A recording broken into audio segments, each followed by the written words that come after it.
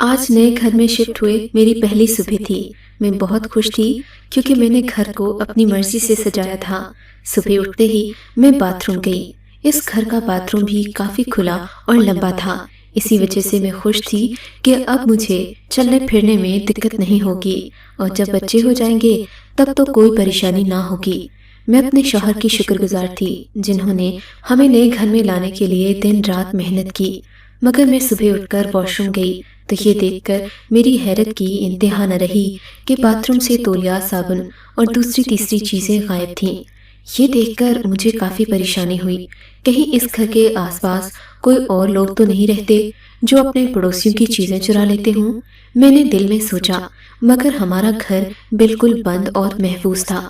چھت کی طرف سے بھی کوئی کھلا دروازہ نہیں تھا جس سے کوئی آ کر سکے۔